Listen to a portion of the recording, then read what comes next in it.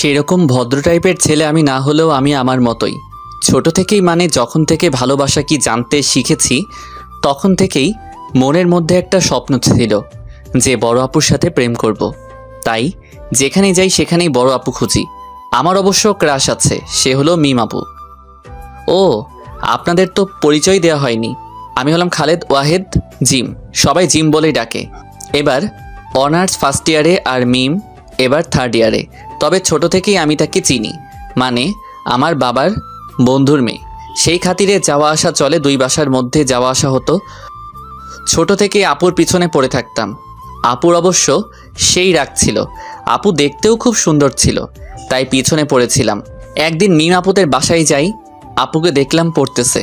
তখন আমি 10-এ আর আপু ইন্টার সেকেন্ড ইয়ারে। তো আপুর কাছে গেলাম, কি করছো মিম আপু? লুডো খেলছি, দেখছিস না কি করছি? ও, পড়ছো? হ্যাঁ, এখন আমায় বিরক্ত করিস না তো, যা। কই বিরক্ত করলাম? না বললাম আর কি। আপু একটা কথা বলতাম। তাড়াতাড়ি বলে যা। না থাক। কি বলবি বল। থাক আর না বলি। বেশি ঢং না করে বলে ফেল। আপু আমি না তোমাকে। কি আমাকে? যা, আমার লজ্জা করে। ওই তুই না ছেলে, ছেলেদের লজ্জা থাকে না। থাকে না? ও আচ্ছা, এত করে যখন বলছো বলেই ফেলি, আমি তোমাকে ভালোবাসি। কুত্তা তুই দাঁড়া।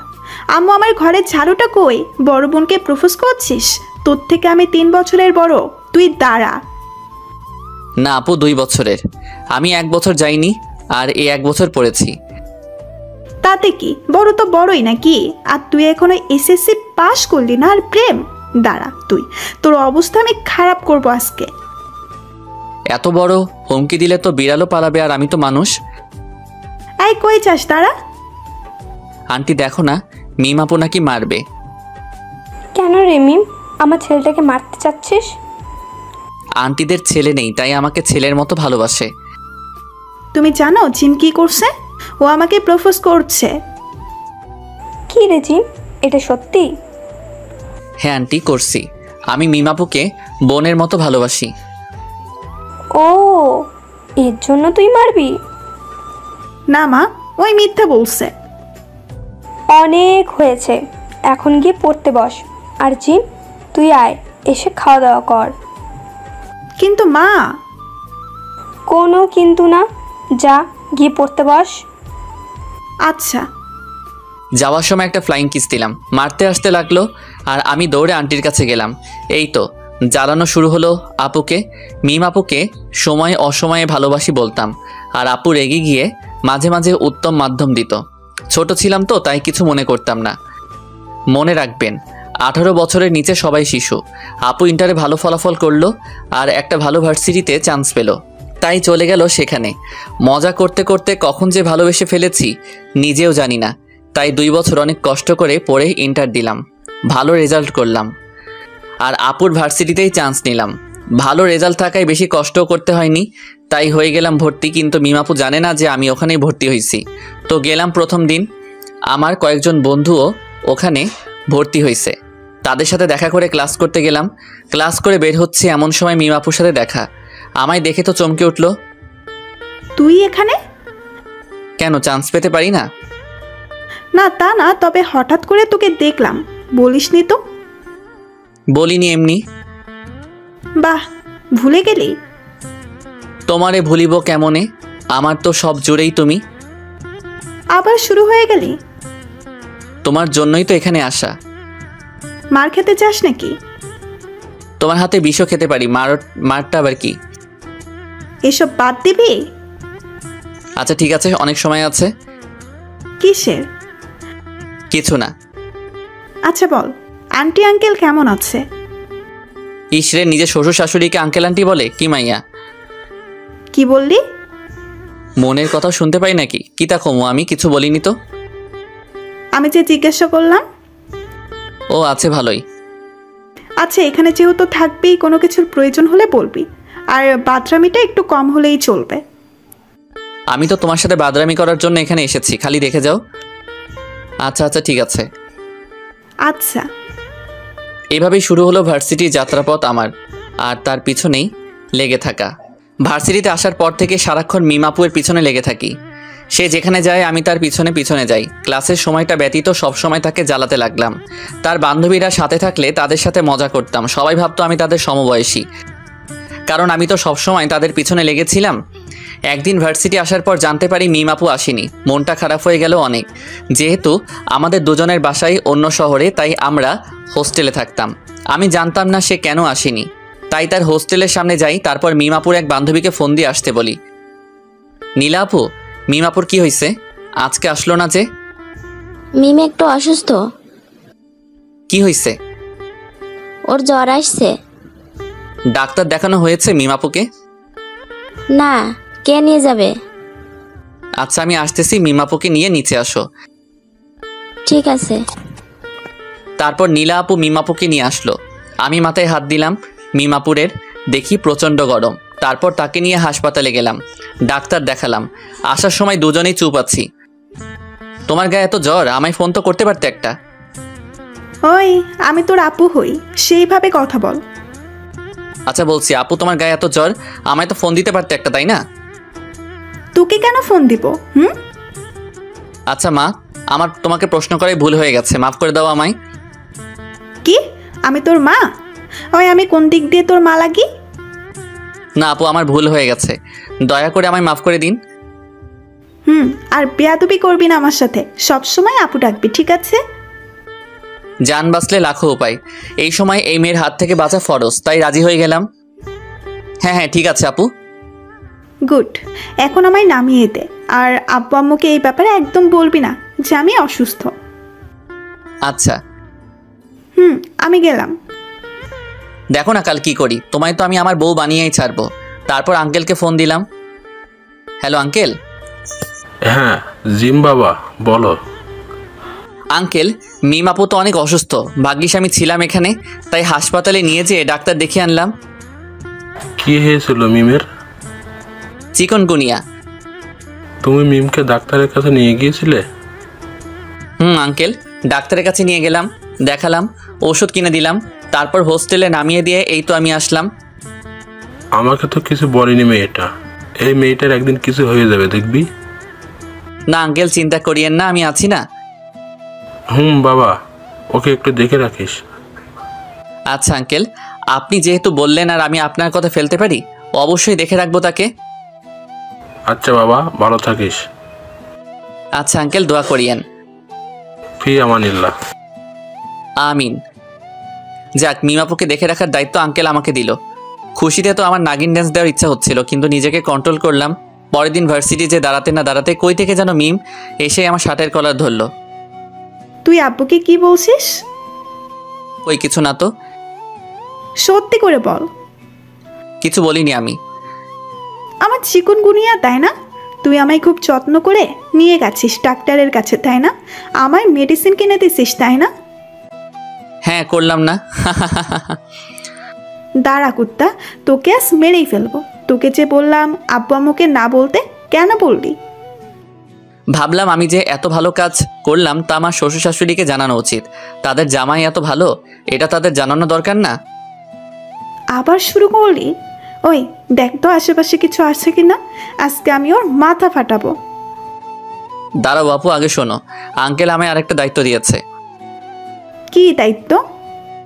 তোমায় দেখে শুনে রাখার। দাঁড়া, আমি তোরে দায়িত্ব দেওয়াচ্ছি। আমি তো বলেই দৌড়। এই কুত্তা, পালাচ্ছিস কই? তোকে আমি আজকে মেরেই ফেলবো। ধরতে পারলে তো। তারপর পালিয়ে সেখান থেকে চলে এলাম। কিছুদিনের জন্য বাসায় গেলাম ছুটি নিয়ে। আমার আম্মু অসুস্থ ছিল তো, তাই কিছুদিন ভার্সিটি থেকে বাইরে থাকলাম। এক সপ্তাহ বাসায় থেকে ভার্সিটিতে এলাম। এসেই যা শুনলাম তাতে প্রচণ্ড শক খেলাম। মিম আপু নাকি এক সিনিয়র ভাইয়ের সাথে রিলেশন শুরু করছে। সকাল সকাল ভার্সিটি গেলাম, কারণ মিম আপুর সাথে দেখা করতে হবে, জানতেই হবে এটা সত্যি না মিথ্যা। ভার্সিটি অনেক সকালবেলা আসার কারণে বসে থাকতে হচ্ছে, এদিকে মনও ভালো না। বসে থাকতে থাকতে আমার বন্ধু আবিদের ফোন। ওই জিম, কই তুই? ভার্সিটিতে। এত তাড়াতাড়ি? দরকার আছে একটু। মেয়ে অপুর জন্য? কেন, তুই শুনিস না যে আপুর? আমি সব জানি, তুই কি জন্য ফোন দিছিস সেটা বল। আরে দোস্ত, একটা সমস্যা হয়েছে। কি সমস্যা? আমাদের নিয়নের আপু আলিশা আছে না? চিনি। আসলে আপু নাম আলিশা আক্তার মেঘা, তাই মেঘা আপু বলে রাখি। ওই আপুর জন্য রক্ত লাগবে এখনই। খুব বড় ঘটনা ঘটতে ধরে বেঁচে গেছে। তার রক্তের গ্রুপ আর তোর রক্তের গ্রুপ একই। তুই হাসপাতালে চলে আয় জিম। কি ঘটতে ধরছিল? এখানে আয়, আগে রক্ত দে, তারপর বলছি। আচ্ছা আমি আসছি, 5 মিনিট লাগবে। আচ্ছা আয়। যদিও বা আমার একটা কথা জানতে হতো, তবু একজন মানুষের জীবনের থেকে বেশি গুরুত্বপূর্ণ নয় এটা, তাই হাসপাতালে চলে গেলাম। হাসপাতালে যেয়ে দেখি আমার বন্ধুরা সবাই আছে। আসলে আমার বন্ধু নিয়নের বোন হয় মেঘা আপু, তাই আমাদের সবাই আছে। আমি গিয়ে দাঁড়ালাম, সাথে সাথে আমায় নিয়ে যে রক্ত নিল। এটা আমার প্রথমবার রক্ত দেওয়া, তাই মাথাটা একটু ঘুরছিল, তাই কিছুক্ষণ বিশ্রাম নিলাম। সবাই তখন আমার কাছে এলো। এখন বলতো কাহিনীটা কি? আসলে আপু একটা ছেলের সাথে সম্পর্ক হতো। আমরাও জানতাম ব্যাপারটা, শুনেছিলাম ছেলেটা ভালো, আমরাও দেখিনি। তো আপু যেটা বলল সেটা হলো আপুকে ডাকছে দেখা করার জন্য। তাদের রিলেশন 1 বছরের উপলক্ষে অনেকবারই গেছে দেখা করতে, কালকেও গেছে। তারা আরও কিছু বন্ধু মিলে আপুকে রেপ করতে আসে। ওই যে পুকুর পাড়টা আছে না পুরাতন বাসার সামনে, ওখানে। কিন্তু ওই সময় অপু আর নিলয় ওই পাশ দিয়ে যাচ্ছিল, দেখে তারা চিৎকার দেয়, তখন পালিয়ে যায়। কিন্তু যাওয়ার আগে আপুকে মেরে যায়, ফলে অনেক রক্ত বের হয়ে যায়। তুই ছেলেটাকে চিনিস না? না, আমি চিনি না। নাম কি জানিস? না, মনে হয় রুদ্র।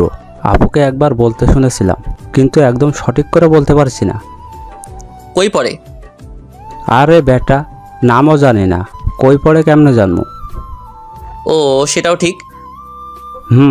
চল দেখি আপুর কি অবস্থা। চল চল। আপুর বেডের কাছে গেলাম, এখনো ঘুমাচ্ছে। ডাক্তার বলছে কয়েকদিনের মধ্যে ঠিক হয়ে যাবে।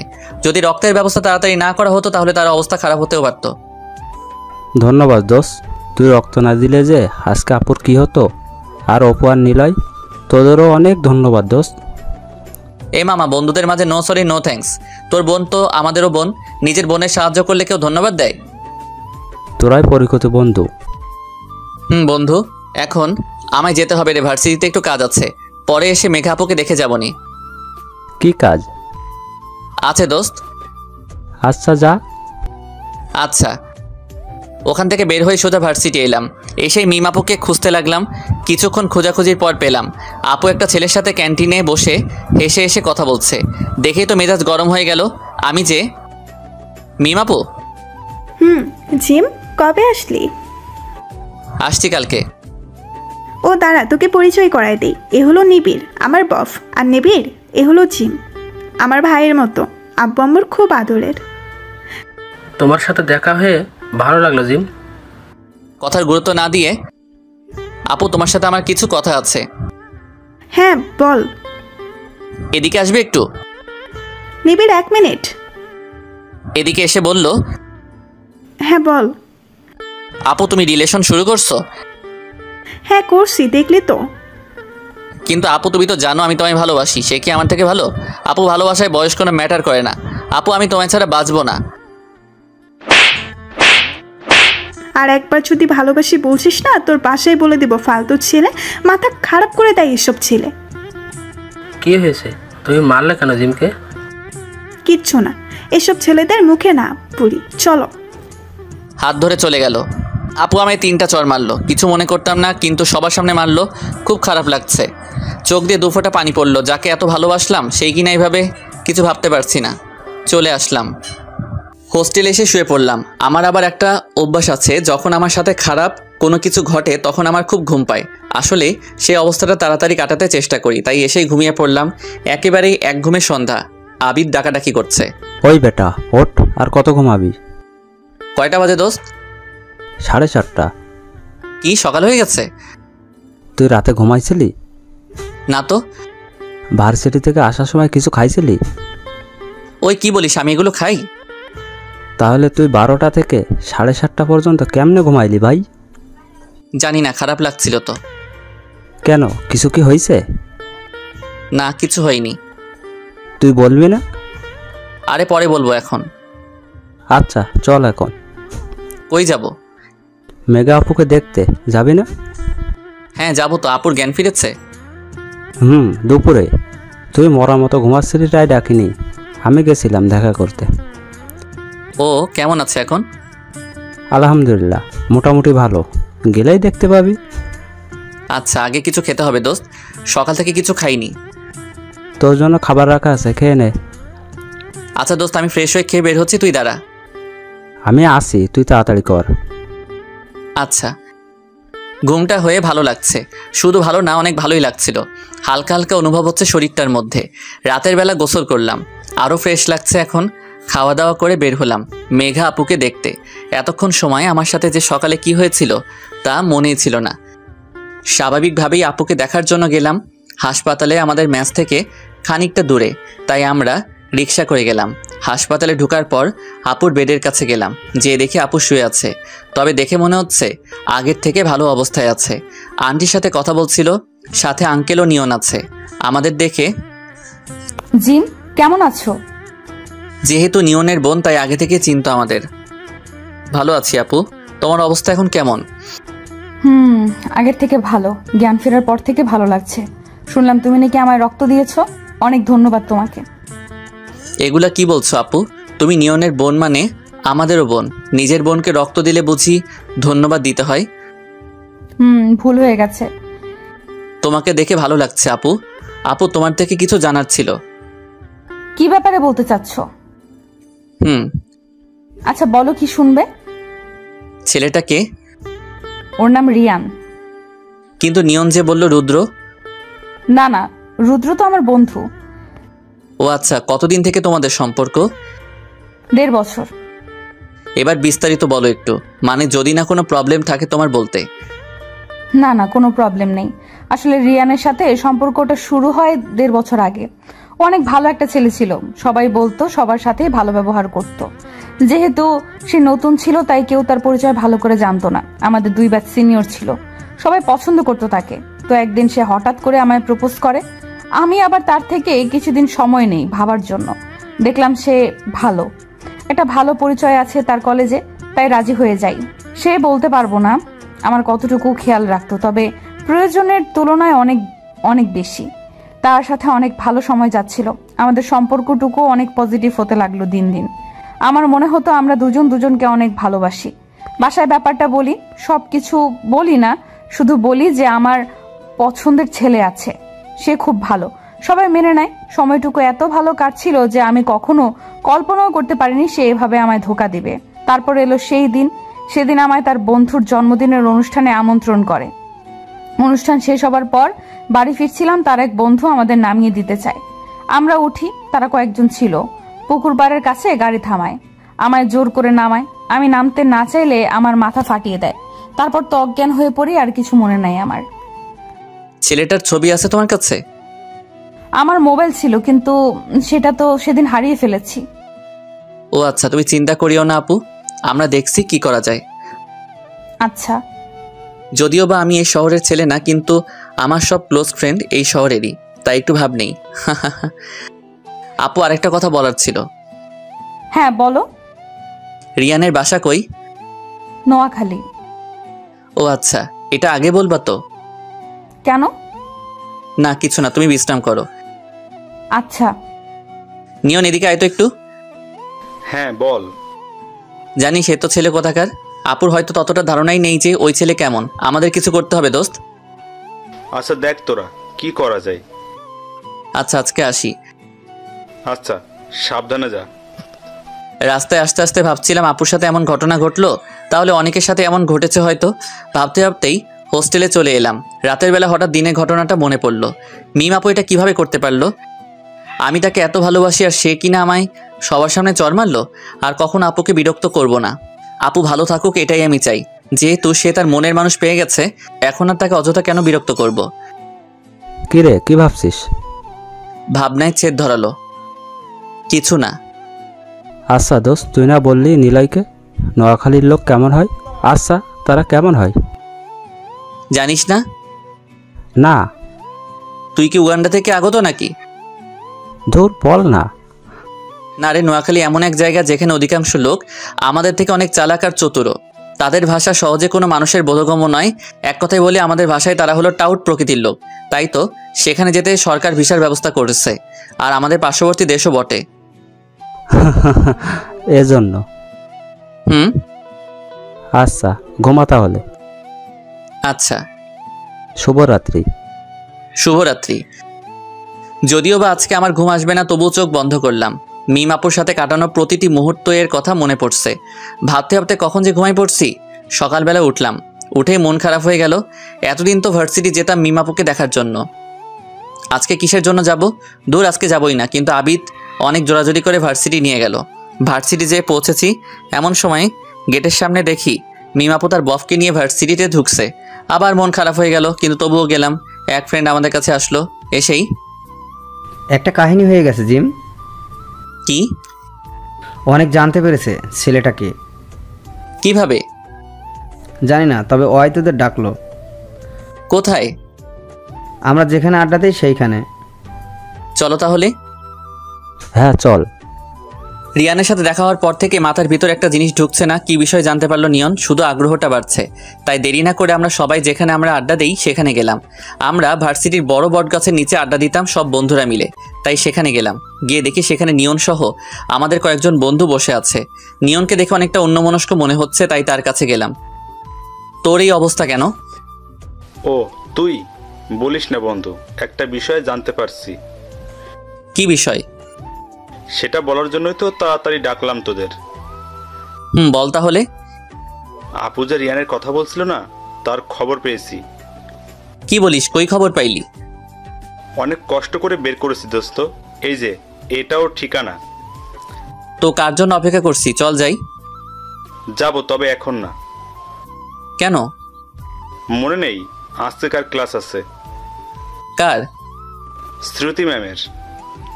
ও আচ্ছা, তাহলে তো ফাঁকি দেওয়াই যাবে না। চল।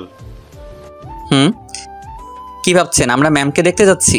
ভুল, আসলে নাম শ্রুতি, কিন্তু কাজে বিশ্রুতি। দেখতেও হাতির মহিলা ভার্সন, আর ব্যবহারও সেরকম। তাই তার ক্লাস ফাঁকি দিলে অবস্থা খারাপ করে ছাড়বেন। ক্লাসে যাচ্ছিলাম, নিবিড় ভাইয়ার সাথে দেখা। হাজার হোক আমার সতীন, তাই মনে হয় কথা বলল। এই জিম। ভাইয়া। কেমন আছো? ভালো, আপনি? ভালো। ও আসলে সেদিন মিম তোমার সাথে যা করলো ঠিক করে নাই, তাই তো তোমার সাথে কথা বলতে চাই। আচ্ছা ভাইয়া, আমার তো এখন ক্লাস আছে, তাই আমাকে যেতে হবে, পরে কথা বলবো। আচ্ছা, কিন্তু বলিও ক্লাস শেষে ক্যান্টিনে তোমার জন্য অপেক্ষা করব। আচ্ছা, আমি আসার চেষ্টা করব। আচ্ছা। নিবিড় ভাইয়ার আচরণ ভালো লাগলো, তাই ঠিক করলাম যেহেতু মিম আপু ডাকছে, তাই ক্লাস শেষ করে দেখা করব। তারপর ক্লাসের দিকে রওনা দিলাম। ক্লাস শুরু হয়ে গেছে, পড়লাম মহা মুসিবতে। এই ম্যাম শুরু হলো থ্রেট। অনেকক্ষণ দেওয়ার পর ক্লাসে ঢুকতে দিল। ক্লাস শেষ করে বন্ধুদের বললাম, তোরা বাইরে অপেক্ষা কর, আমি একটু আসছি। এই সময় তোর কি কাজের কথা মনে পড়লো? যা তোরা, আমি যাচ্ছি, শুধু 5 মিনিট দে। আচ্ছা, তাড়াতাড়ি আসিস। আচ্ছা বলেই ক্যান্টিনে গেলাম। দেখি মিম আপু আর নিবিড় ভাইয়া বসা আছে। আমি কাছে গেলাম। আপু ডাকছিলে আমায়? জিম, কেমন আছিস? খুব ভালো। তুই এখনো আমার উপর রেগে আছিস? না, বলো কি বলবা। দেখ, তুই আমার ভাইয়ের মতো।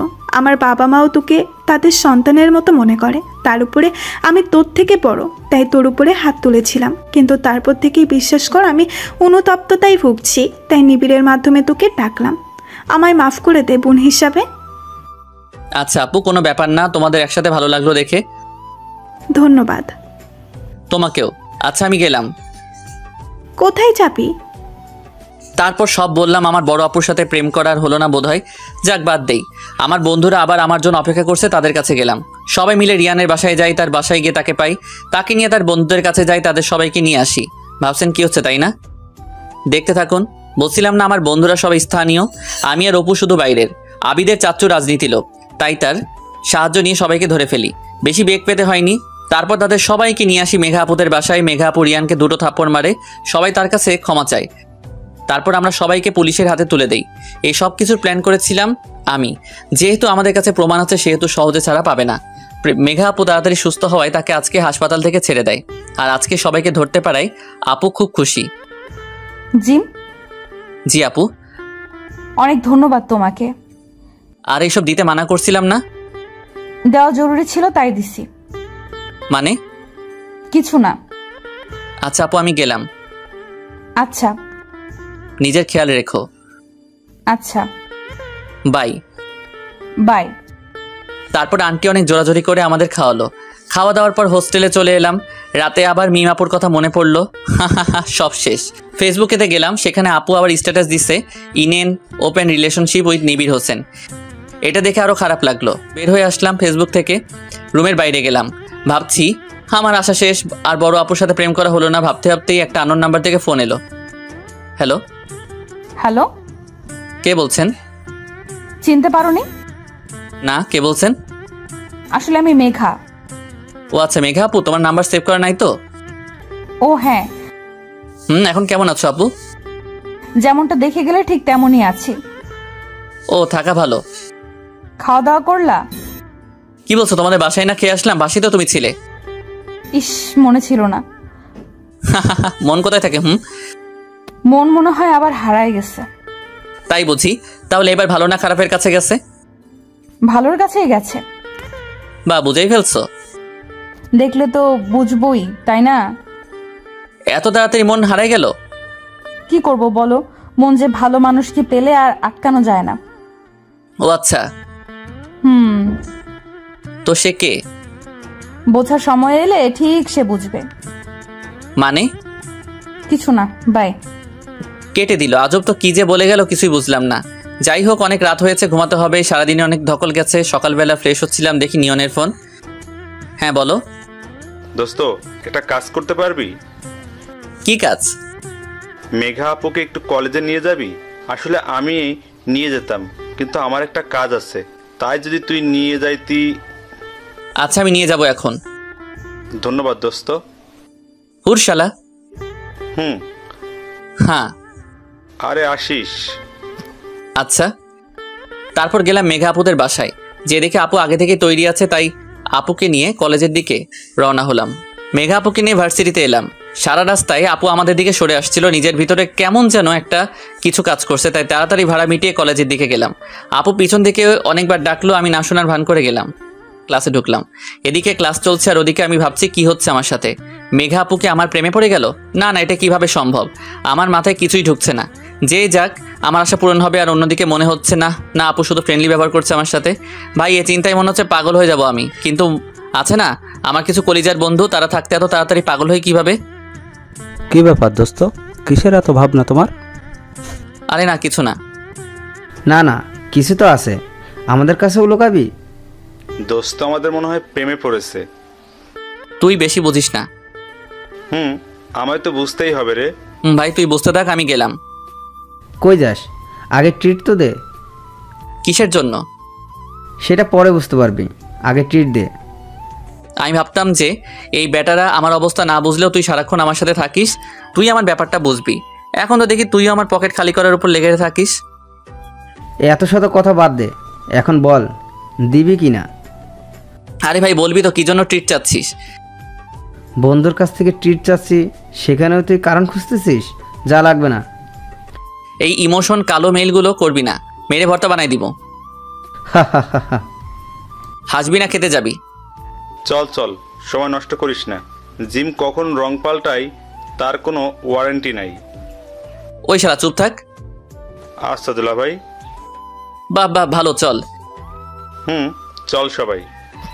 ভাবলাম বন্ধু হয় মানিব্যাগের একটু সম্মান রাখবে। 500 নিয়ে গেছিলাম হাতে, একটা চকলেট ধরাই দিল। তার মধ্যে আবার আমি কিছুই খাইনি। মানে 3 জনে আমার 500 টাকা 30 মিনিটে শেষ করলো। হায় রে বন্ধু, তোরা মহান। ক্যান্টিন থেকে বেরোচ্ছে, দেখি মিমাপু আসছে, সাথে নিবিড় ভাইয়া ছিল না। আমাকে দেখে, জিম যে, কেমন আছিস? ভালো আপু, আপনি? ভালো না রে, তোর নিবিড় ভাইয়া অসুস্থ তো। নিবিড় ভাইয়া অসুস্থ আর ভালো নেই মিমাপু? কি ভালোবাসা।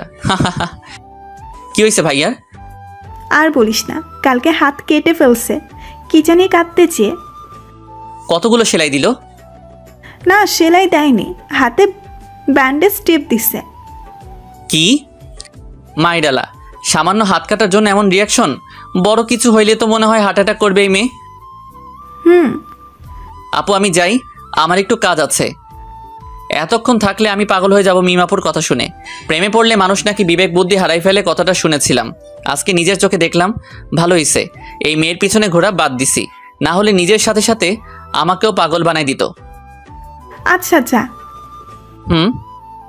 বলেই কেটে পড়লাম। যাক বাবা, বাঁচলাম। গেট দিয়ে বের হচ্ছিলাম, সাথে আছে অপু। এমন সময় পিছন থেকে মেঘা আপুর ডাক। এই জিম, জি আপু বলো। তোমার সাথে কিছু কথা আছে। বলো। অপু একটু সামনে যাও তো। মেঘা আপুকে বলল কথাটা।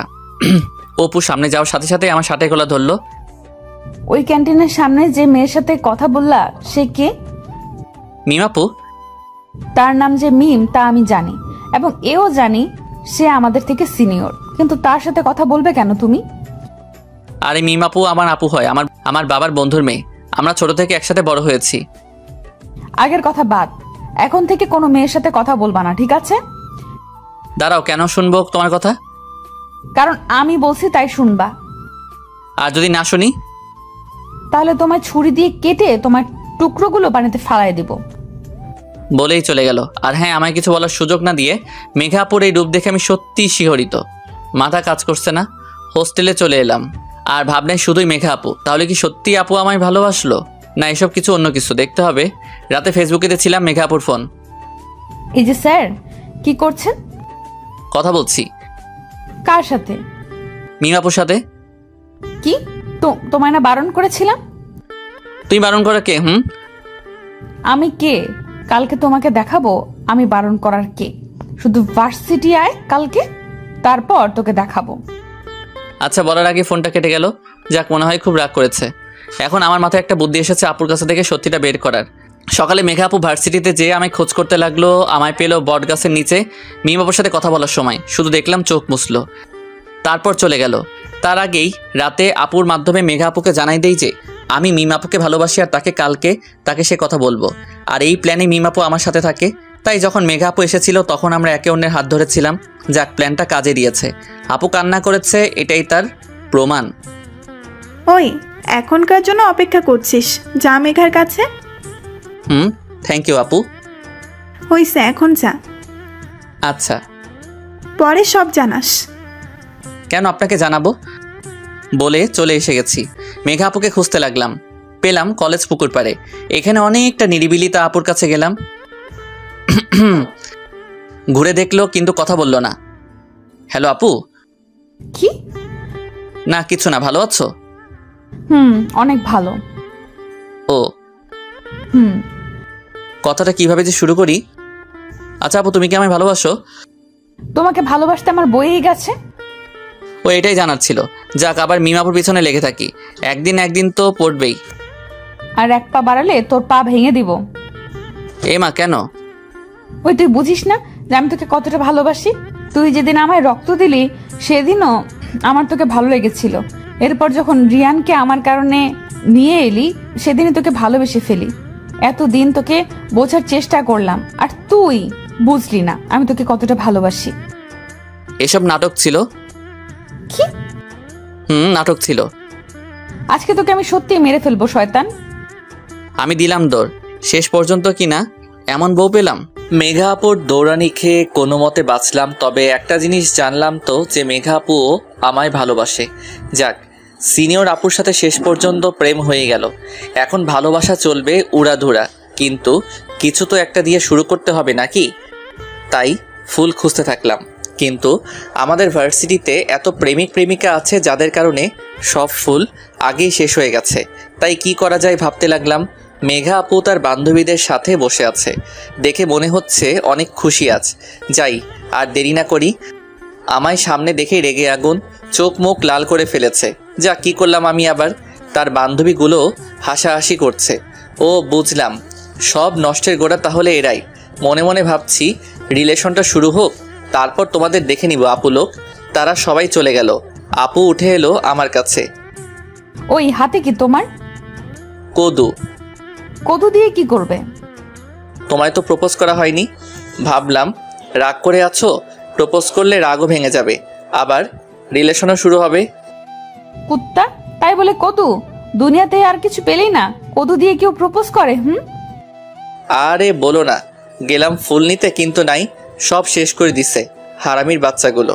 পরে দেখি সেখানে কদু অনেকগুলো, মনে হয় কদুর গাছ লাগাইছে ভার্সিটির বাগানে।